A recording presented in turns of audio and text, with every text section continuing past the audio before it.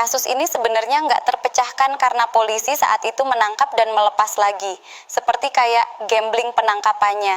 Jadi ini kasus pengambilan nyawa berurutan, yang mana ada kasus, langsung dapat tersangkanya, lah kemudian pada saat tersangka di penjara, ada lagi kasus serupa, dilepaslah yang tertangkap awal. Penasaran ke ceritanya? Saya Boni, yuk kita mulai. Korban pertama yang diketahui nih adalah Antonio Lobianco dan kekasihnya dari Sardinia, Barbara Locci. Mereka dibunuh pada malam tanggal 21 Agustus 1968 di Signa, sebuah kota kecil dekat Florence, saat berhubungan badan di dalam mobil. Putra Locci yang berusia 6 tahun, Natalino, sedang tertidur di dalam mobil dan terbangun karena suara tembakan yang keras. Pelaku itu kemudian menggendongnya di pundaknya sambil menyanyikan sebuah lagu populer untuk menenangkannya. Ia membawa anak laki-laki itu ke rumah orang asing dan meninggalkannya hidup-hidup di sana. Setelah ditemukan, Natalino memberitahu penghuni rumah bahwa ayahnya sedang sakit di rumah dan bahwa ibu serta pamannya telah meninggal di dalam mobil. Natalino kemudian dapat memberikan gambaran fisik tentang pelakunya, meskipun ceritanya tidak secara pasti menunjukkan siapapun sebagai tersangka. Dalam interogasi selanjutnya, Natalino menarik kembali versi ceritanya sebelumnya dan mengklaim bahwa ia berjalan ke rumah itu sendirian, yang langsung dibantah oleh fakta bahwa ia tidak memakai sepatu saat ditemukan dan tidak tampak berjalan ke rumah itu tanpa alas kaki. Atau bahwa ada lebih dari satu orang yang hadir dan salah satu dari mereka memanggil si pembunuh dengan sebutan Salvatore. Suami Locci, Stefano Mele, ditangkap setelah pengambilan nyawa tersebut. Selama interogasi, ia membenarkan versi pertama cerita putranya, bahwa ia sedang sakit di rumah selama pembunuhan tersebut. Ketika tes sarung tangan parafin menunjukkan bahwa ia baru saja melepaskan tembakan, ia mengakui bahwa ia hadir di tempat kejadian perkara. Ia juga mengklaim bahwa salah satu kekasih istrinya, Salvatore Vinci, adalah pelaku penembakan. Tak lama kemudian, Mele mencabut tuduhan tersebut dan mengaku bertanggung jawab penuh atas pembunuhan ganda tersebut. Ini istri orang banyak banget pacarnya. Tapi ini fix ya, Salvatore adalah kemungkinan pelaku karena ada saksi yang melihat jika Salvatore yang membawa anaknya Locci ke rumah warga. Tapi Salvatore diselamatkan oleh suami korban yaitu Mele. Mele mengatakan bahwa ia telah membuang senjata pembunuh tersebut ke dalam selokan, tetapi senjata itu tidak pernah ditemukan. Mele dinyatakan bersalah atas pembunuhan tersebut dan hanya dijatuhi hukuman 14 tahun penjara atas dasar apa yang disebut kelemahan mental, meskipun ia kemudian menarik kembali pengakuannya. Sebuah teori yang dikemukakan kemudian menyatakan bahwa ia telah menjadi kaki tangan dalam pembunuhan tersebut dan bahwa ia hanya melepaskan tembakan ke Locci setelah kematian, yang menjelaskan hasil positif yang diperoleh dari tes sarung tangan parafin. 6 tahun kemudian, pasangan lain, Pasquale Gentilcore dan Stefania Pettini, ditemukan terbunuh secara brutal. Pettini juga dikeluarkan dari mobil setelah menjalani otopsi, ditikam di permukaan lebih dari 90 kali, dan dilecehkan dengan cabang pohon anggur. 7 tahun berlalu dan pembunuhan ganda ketiga terjadi pada bulan Juni 1981. Para korban diidentifikasi sebagai Giovanni Foggi dan Carmela Di Nuccio. Alat intim korban yang terakhir dipotong dan diambil oleh si pelaku.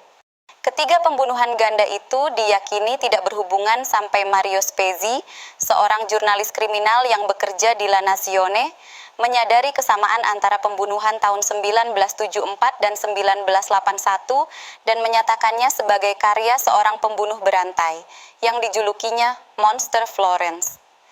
Seorang voyeur lokal, Enzo Spalletti, ditangkap karena dia telah berbicara tentang pembunuhan itu dengan istrinya sebelum dipublikasikan. Akibat kecurigaan ini, ia menghabiskan 3 bulan di penjara pencegahan, tetapi kemudian dibebaskan saat monster menyerang lagi pada bulan Oktober. Korban kali ini adalah Stefano Baldi dan Susana Cambi. Dua pasangan maju sebagai saksi dan menyatakan bahwa mereka melihat seorang pria yang tampak sedikit gila pergi meninggalkan tempat kejadian dengan Alfa Romeo berwarna merah. Kesaksian ini menghasilkan sketsa pertama dan paling populer tentang pembunuh tersebut. Korban berikutnya, Paolo Mainardi dan Antonella Migliorini terbunuh pada 19 Juni 1982. Karena Migliorini telah melihat liputan tentang monster dan takut dibunuh oleh si monster ini, pasangan itu memutuskan untuk mengorbankan privasinya untuk bermesraan demi keamanan yang lebih baik, dan dengan demikian parkir di area yang sedikit ramai yang terlihat dari jalan, daripada jauh di dalam hutan seperti yang direncanakan semula. Dan benar saja ketika ada pasangan bermesraan di jalan, hal buruk segera terjadi. Mainardi akhirnya melihat seseorang mendekat saat dia dan Migliorini tetap berada di dalam kendaraan. Orang itu segera menembak mereka berdua, menewaskan Migliorini. Terluka parah, Mainardi menyalakan mesin dan mulai mengemudi secara mundur. Akhirnya mobilnya terjebak di selokan di seberang jalan. Untungnya nih, ada pengendara yang lewat yang awalnya mengira itu adalah kecelakaan dan berhenti untuk membantu. Terganggu oleh hal ini, pelaku itu meninggalkan tempat kejadian tanpa berhasil melakukan memotong alatnya Migliorini atau bahkan menghabisi Mainardi yang masih hampir meninggal. Tapi Mainardi meninggal beberapa jam kemudian di rumah sakit. Meskipun Mainardi tidak pernah sadar kembali, asisten jaksa yang menangani kasus tersebut, Silvia Della Monica, mengeluarkan siaran pers yang menyatakan bahwa Mainardi telah bertahan hidup cukup lama untuk mengatakan beberapa patah kata dalam upaya untuk membuat si pelaku mengungkap jati dirinya. Pada sore hari setelah pernyataan itu dipublikasikan, seorang petugas darurat Palang Merah yang telah menemani Mainardi ke rumah sakit ditelepon oleh seorang pria yang mengaku sebagai pembunuh dan menanyakan apa yang dikatakan Mainardi. Petugas darurat yang sama kemudian ditelepon lagi oleh orang yang sama saat sedang berlibur di Rimini. Panggilan kedua ini membuat para penyelidik bingung bagaimana si penelepon tahu cara menghubungi pria itu. Pada tanggal 1 Juli, 12 hari setelah pembunuhan Migliorini Mainardi, Markas Besar Polisi menerima sepucuk surat yang berisi kliping koran tahun 1908 yang menguning tentang penembakan Loci Lobianco. Di atas koran tersebut, seseorang menuliskan, "Lihat lagi kejahatan ini." Polisi membandingkan potongan-potongan mayat dari pembunuhan tahun 1968 dengan yang ditemukan pada pembunuhan baru-baru ini dan menemukan hal berikut. Peluru yang ditemukan di semua tempat kejadian perkara, semuanya ditembakkan oleh senjata yang sama, pelurunya berasal dari kotak yang sama. Senjata monster memiliki pin penembakan yang cacat, sehingga meninggalkan tanda-tanda unik dan khas pada setiap casingnya. Jenis amunisi yang digunakan adalah peluru Winchester berjaket tembaga seri H. Meskipun Mele tidak dapat bertanggung jawab atas kejahatan tahun 1981 karena ia masih di penjara, ia ditemukan oleh Spezi di sebuah rumah singgah yang terletak di Verona dan diwawancarai. Sementara itu, Mele yakin wawancara itu dimaksudkan untuk sebuah film dokumenter tentang tempat itu. Mele menggumamkan beberapa pernyataan yang membingungkan sebelum mengakhiri dengan, "Mereka perlu mencari tahu di mana pistol itu. Kalau tidak, akan ada lebih banyak pengambilan nyawa. Mereka akan terus melakukannya. Mereka akan terus melakukannya." Kata-kata Mele dianggap sebagai bukti bahwa pembunuhan tahun 1968 itu merupakan pembunuhan klan tradisional Sardinia, direncanakan sebelumnya dan dilakukan oleh sekelompok pria yang biasanya saling berhubungan, bukan kejahatan spontan yang dilakukan oleh Mele sendiri. Dalam pembunuhan klan, senjata itu dihancurkan setelahnya, atau disimpan di lokasi yang aman, tetapi tidak pernah ditinggalkan di tempat kejadian perkara seperti yang diklaim Mele. Polisi berteori bahwa pria lain yang hadir di tempat kejadian telah menyimpan senjata itu dan cukup menyukai pengalaman itu untuk mengulanginya bertahun-tahun kemudian. Teori ini dijuluki Pista Sarda atau hubungan Sardinia. Para petugas menyelidiki saudara-saudara Mele dan Salvatore Vinci, pria yang awalnya dituduh Mele pada tahun 1968.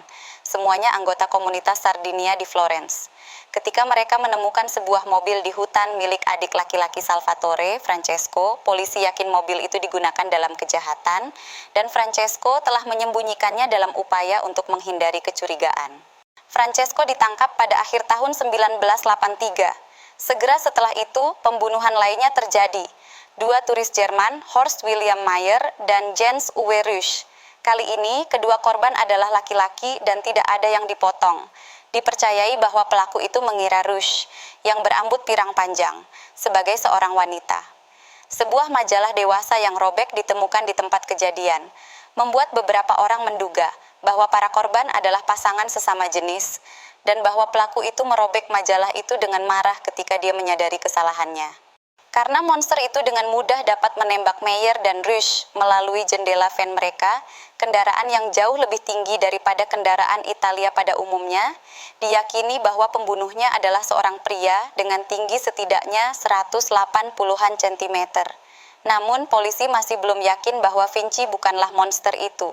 Akibatnya mereka mengambil kesalahan dengan menargetkan dua pria, bukan seorang pria dan seorang wanita, sebagai bukti bahwa salah satu kerabat Vinci telah mencoba meniru kejahatan dalam upaya membebaskannya. Keponakan Francesco, Antonio, ditangkap atas tuduhan senjata, diikuti oleh saudara laki-laki Francesco dan ayah Antonio, Salvatore, atas kematian istrinya yang mencurigakan pada tahun 1961 di Sardinia. Ketiganya diinterogasi selama berbulan-bulan, berharap bahwa setidaknya satu dari mereka akhirnya akan menyerah dan mengaku sebagai pelaku, tetapi mereka secara konsisten menyangkal semuanya dan akhirnya dibebaskan. Pada tanggal 29 Juli 1984, monster itu memakan korban lagi. Korbannya adalah Claudio Stefanacci dan Pia Gilda Rontini. Kali ini, semua ciri-ciri pembunuhan monster yang khas hadir, ditambah yang baru. Dada kiri Rontini diambil bersama dengan organ pribadinya. Monster itu menggunakan sarung tangan lagi, tetapi ia keliru meninggalkan bekas telapak tangan di atas mobil dan bekas lutut di samping, yang mengonfirmasi kecurigaan polisi bahwa ia kidal dan tingginya lebih dari 180 cm. Kejahatan baru ini menyebabkan pembentukan pasukan khusus yang dijuluki Squadra Anti-Mostro yang dibentuk oleh polisi dan karabinieri. Ini adalah preseden langsung dari kelompok investigasi kejahatan berantai, GIDES, modern Italia. Pemerintah juga menawarkan hadiah sebesar $290.000 untuk informasi apapun yang mengarah pada penangkapan monster, dan mendistribusikan poster dan kartu pos yang menyarankan wisatawan untuk tidak pergi ke perbukitan di sekitar Florence pada malam hari. Artinya pemerintah menjadikan zona itu sebagai zona terlarang di malam hari. Agak aneh nggak? Meskipun ada upaya-upaya ini, monster itu memakan korban lagi untuk terakhir kalinya pada bulan September 1985. Korbannya adalah sepasang wisatawan Prancis bernama Jean-Michel Craveichvili dan Nadine Maurio. Mayat mereka ditemukan pada pukul 2 siang pada tanggal 9 September oleh seorang pemetik jamur. Para penyelidik memperkirakan waktu kematian terjadi pada hari sebelumnya, meskipun seorang gadis lokal, Sabrina Carmignani, maju dan menceritakan bagaimana dia dan seorang teman melihat mayat-mayat yang sangat membusuk hari itu. Kesaksiannya diabaikan sama sekali, meskipun Craveichvili dan Mauriot kemungkinan besar sedang menyetir kembali ke Prancis pada tanggal 8 September, agar dia hadir ketika putrinya pergi pada hari pertamanya sekolah pada tanggal 9 September. Bukti-bukti menunjukkan bahwa monster menusuk tenda mereka dengan pisau dan menunggu di luar sampai para korban menyelidiki, menembak mereka sesudahnya. Mauriot terkena pukulan di wajah dan meninggal seketika, tetapi Craveichvili, seorang juara amatir lari cepat 100 meter, hanya terluka di pergelangan tangan dan berlari ke hutan. Monster itu mengejar Craveichvili, menangkapnya, dan menghabisinya dengan satu tebasan yang mengiris leher Craveichvili dengan pelan hingga hampir terputus. Pelaku itu kemudian kembali ke tubuh Mauriot dan mengambil dada kiri dan organ pribadinya. Pada tanggal 10 September, Silvia Della Monica menerima sepucuk surat yang alamatnya terbuat dari huruf-huruf yang dipotong dari majalah dan bertuliskan DOTT. Della Monica Silvia Procura della Repubblica, SIC, CA 5000 Firenze. Di dalamnya terbungkus tisu terdapat putingnya Mauriot. Surat itu diperkirakan telah dikirim selama akhir pekan dan telah sampai di sistem pos pada tanggal 9 September. Tidak ada sidik jari dan pengirimnya bahkan tidak menyegel surat itu dengan lidahnya meskipun teknologi DNA belum ada pada saat itu. Pengalaman itu membuat Della Monica trauma dan kena mental gaes. Dia mengundurkan diri dari kasus tersebut dan pensiun dari penegakan hukum segera setelah itu. Setelah ini, monster itu tidak pernah terdengar lagi. Hakim pemeriksa, Mario Rotella, tetap yakin bahwa anggota klan Sardinia bertanggung jawab atas pembunuhan tersebut. Ia sangat curiga pada Salvatore Vinci, meskipun Vinci masih dalam tahanan ketika pasangan Prancis tersebut tewas. Tanpa bukti keterlibatan Vinci dalam pembunuhan monster, Rotella malah mendakwanya atas pembunuhan istrinya.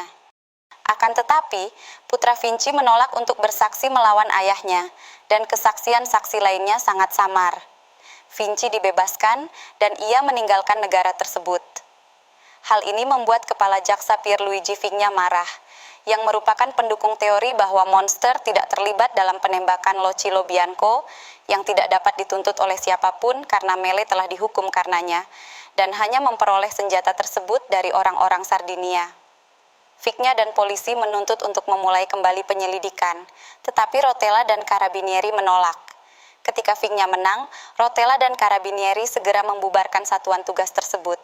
Sejak saat itu, skuadra anti-mostro akan menjadi operasi polisi murni yang dipimpin oleh Komisaris Due Ruggero Perugini yang sependapat dengan Vigna dan juga menganggap bahwa semua bukti fisik yang dikumpulkan di lokasi pembunuhan tidak dapat diandalkan karena kurangnya pemeliharaan oleh pihak berwenang.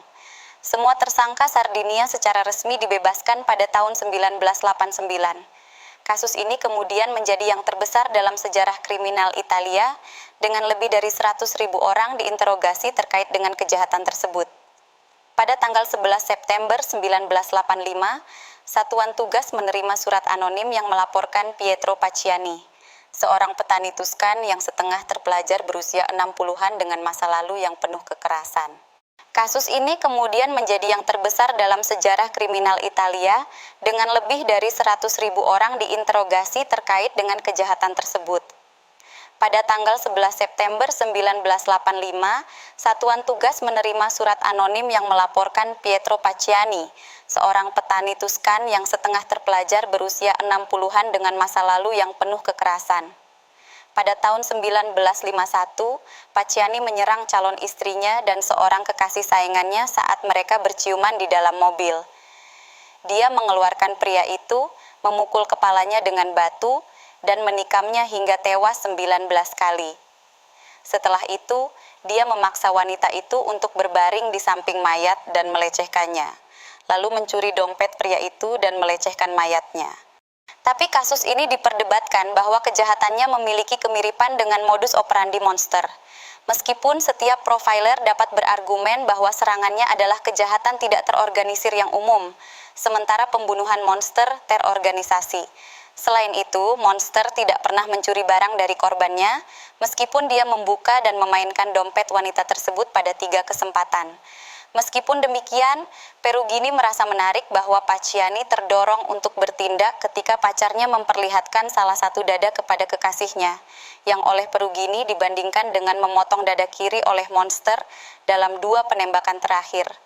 Perugini melakukan pencarian komputer terhadap penduduk lokal yang memiliki latar belakang kejahatan pada wanita, kecenderungan melakukan kekerasan, dan hukuman penjara yang dapat menjelaskan kesenjangan antara penembakan tahun 1974 dan penembakan setelahnya. Sekali lagi, nama Pacciani muncul. Dia telah dipenjara antara tahun 74 dan 81 karena melecehkan kedua putrinya. Selama penggeledahan di rumah Pacciani, para penyelidik menemukan reproduksi Primavera karya Botticelli. Perugini berpikir bahwa penggambaran lukisan bidadari Chloris yang sedang memegang mawar di mulutnya mirip dengan bagaimana Carmela di Nuccio ditemukan, tanpa busana kecuali rantai emas di atas mulutnya. Yang juga menarik adalah lukisan lain, yang ditandatangani Pacciani Pietro dan menggambarkan centaur yang tampak aneh. Seorang ahli menyimpulkan bahwa lukisan itu cocok dengan kepribadian yang disebut monster. Satgas juga menemukan 5 pisau dan 1 peluru dari senapan berburu, tetapi tidak menemukan senjata pembunuh. Pada tanggal 29 April 92, batas akhir pencarian, mereka menemukan selongsong peluru Winchester seri H yang berkarat, jenis amunisi yang sama yang digunakan monster. Selongsong peluru itu dikubur di Taman Pacciani. Karena belum ditembakkan, selongsong peluru itu tidak memiliki tanda yang sama dengan senjata monster, meskipun ada bukti bahwa selongsong peluru itu telah diisi ke dalam senjata. Setelah ditekan oleh atasan mereka, para ahli balistik secara halus menyiratkan bahwa peluru itu telah dimasukkan ke dalam senjata monster. Tidak lama kemudian, polisi menerima selongsong peluru 22 Beretta, model yang sama yang digunakan dalam pembunuhan itu, yang dibungkus dengan sehelai kain yang robek dari kain di garasi Pacciani, dan sepucuk surat anonim yang menyatakan bahwa selongsong peluru itu ditemukan di bawah pohon tempat Pacciani sering pergi.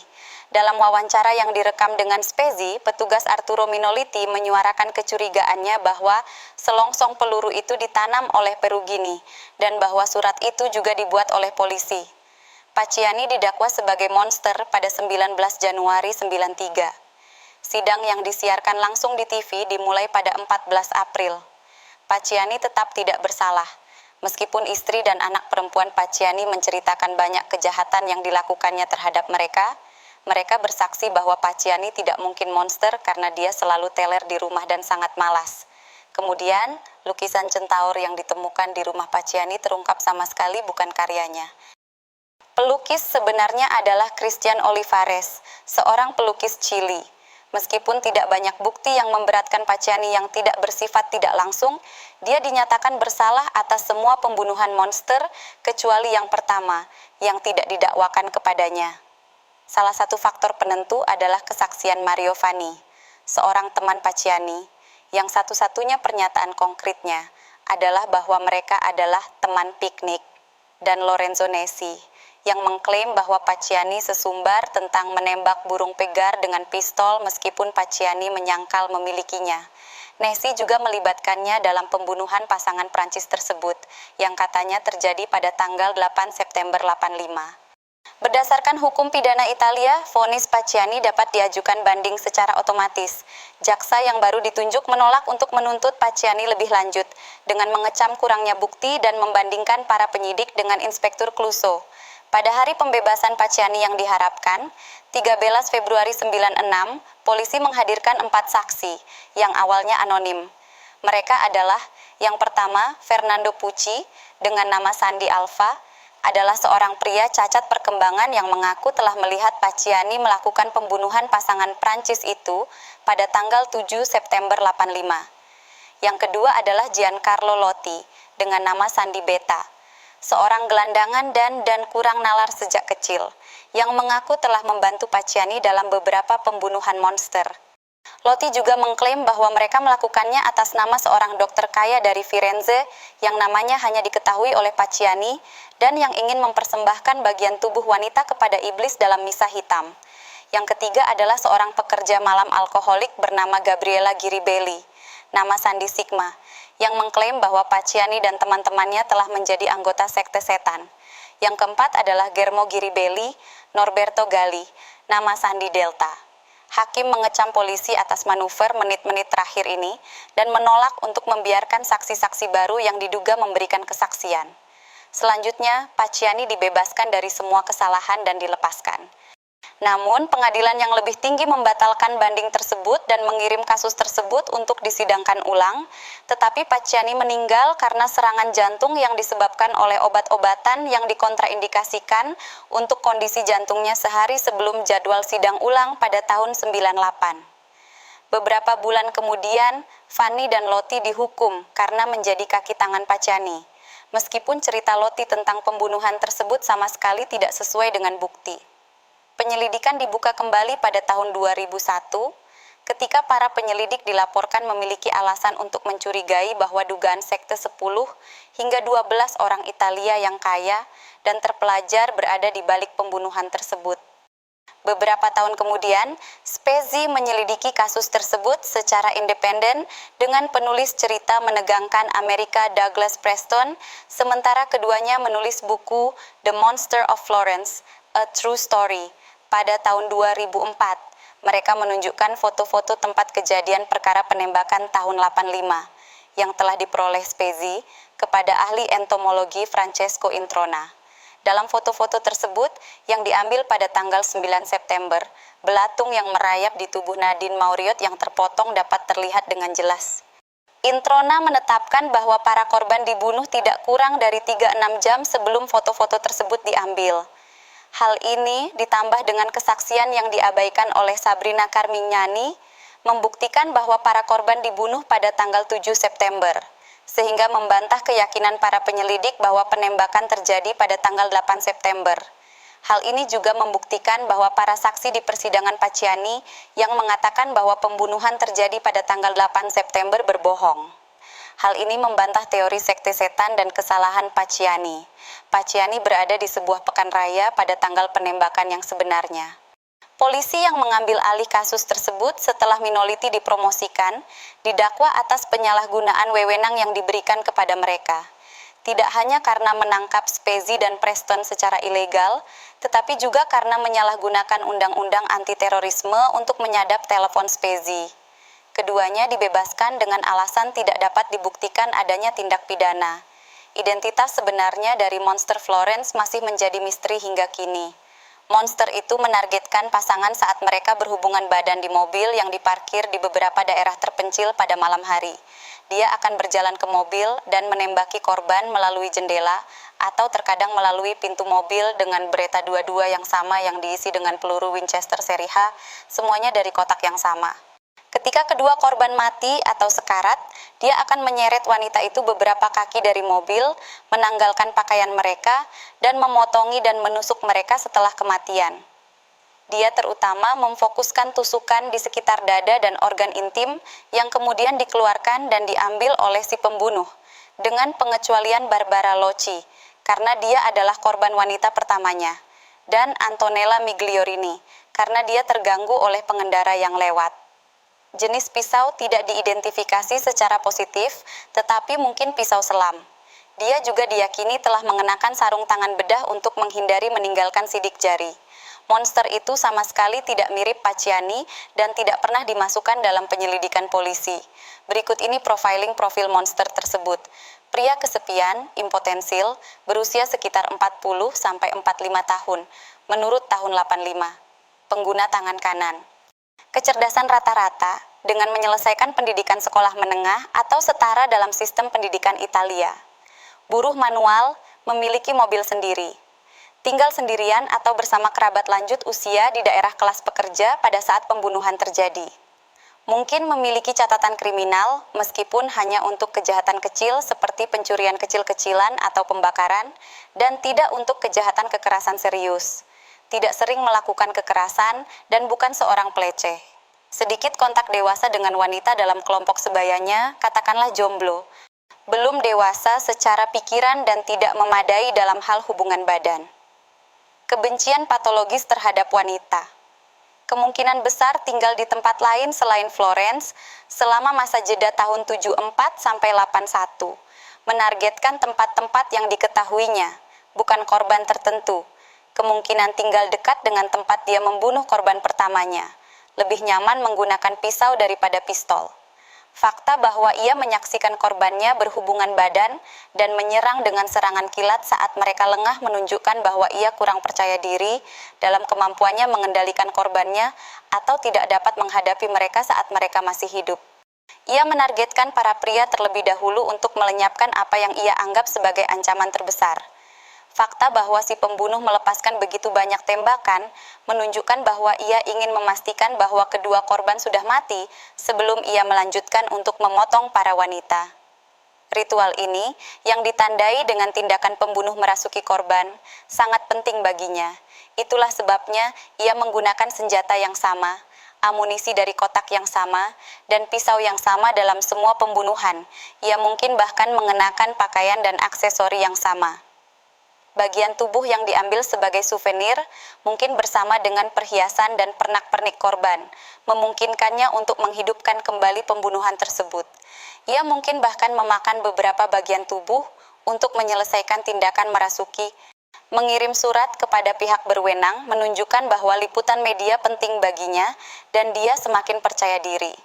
Di luar profil BSU, jejak sepatu ukuran 44 yang ditemukan di lokasi pembunuhan Cambibaldi, bekas lutut di sisi mobil di lokasi pembunuhan Rontini Stefanacci, dan pembunuh yang melepaskan tembakan melalui jendela mobil Van Rush dan Meyer, yang biasanya lebih tinggi daripada kendaraan Italia pada umumnya, menunjukkan bahwa monster tersebut tingginya antara 180 sampai 185 cm. Hikmah yang bisa diambil dalam kasus ini adalah, jangan pacaran di tempat umum walau ada tukang batagor di sampingmu. Saya Boni, sampai jumpa besok sore.